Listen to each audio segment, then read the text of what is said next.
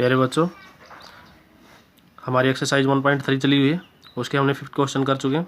Question number 6 देखिए। Question number 6 में क्या कह रहा है, write the following as a interval.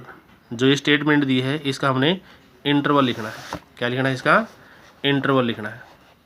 ठीक है, तो देखिएगा क्वेश्चन नंबर 6 का। अब देखो इसमें 4 के साथ क्या है,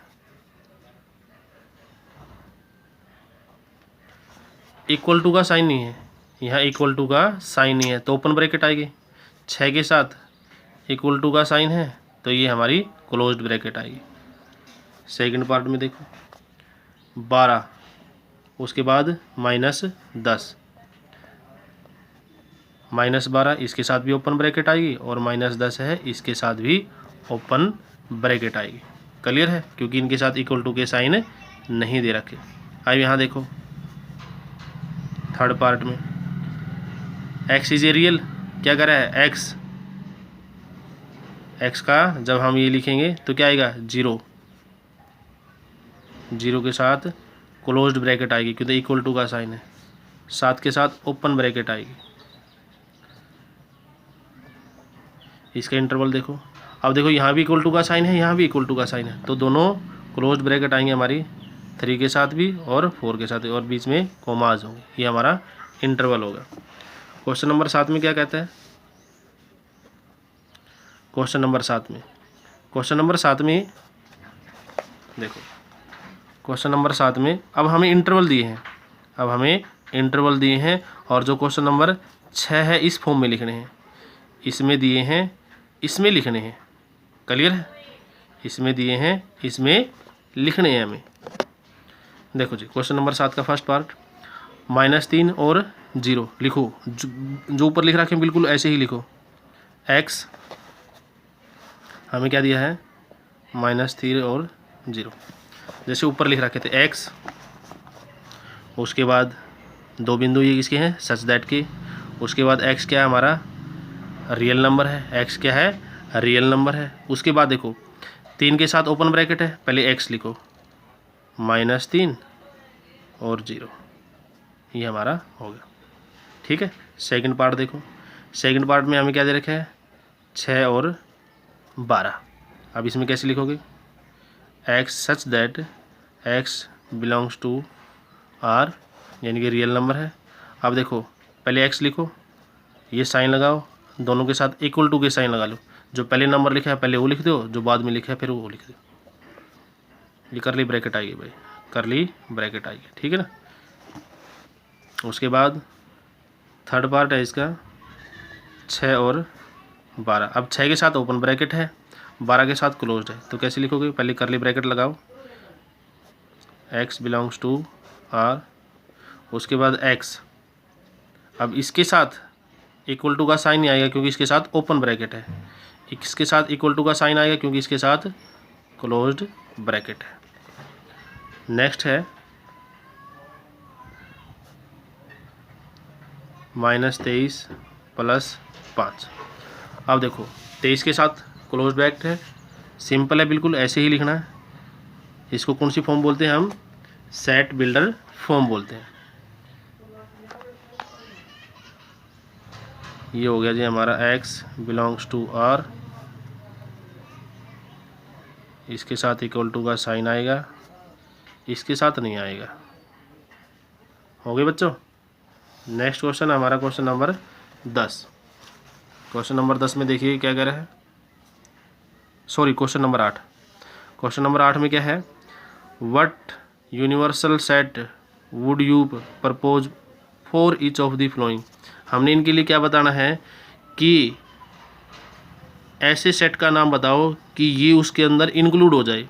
हमें एक ऐसे बड़े सेट का नंबर बताना है जो इंक्लूड हो जाए। जैसे सिंपल है तौर पे आपको मैं एग्जांपल देके बताता हूँ। जैसे हमारे घर के लिए है ना, अपने यूनिवर्सल सेट लिखना है तो हम क्या करें, गांव का नाम लिख देंगे। भाई हम ऊंचाना के अंदर हैं तो आपका घर भी तो ऊंचाना के अंदर शामिल होगा, है कि नहीं। तो ऊंचाना गाँव क्या हो गया आपका, आपके घर के लिए यूनिवर्सल सेट हो गया, आपके घर के लिए यूनिवर्सल सेट। तो सेम टू सेम इसी तरह इसके लिखना है, this set of right triangles, the set of right triangles, set of right triangles. तो इसके लिए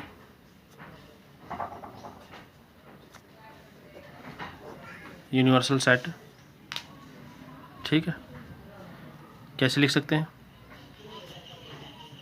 all triangles, all triangles, all triangles लिख लो, या the set of all triangle, set of all triangles in a plane. अब इसका मतलब क्या होगा? अब इसमें है ना हमारी जो 6 टाइप्स की ट्रायंगल होती हैं, 3 एंगल के अनुसार और 3 साइड के अनुसार, ये सारी आ गई, सारी आ गई। या दूसरा तरीका एक और है लिखने का, जो ट्रायंगल्स है हमारा वो क्या है? एक पॉलीगन है। वो क्या है? एक पॉलीगन है। क्या है? पॉलीगन। तो इसको हम लिख रहे हैं सेट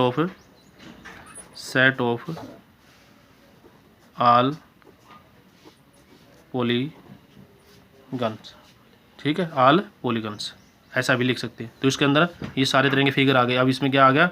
हमारे जितने भी रेक्टेंगल है, पैरेललोग्राम हैं, ये सारे के सारे इसके अंदर शामिल हो गए। This set of isosceles triangles, इसके लिए भी आप यही लिख सकते हैं same to same, this set of all triangles in a plane, set of all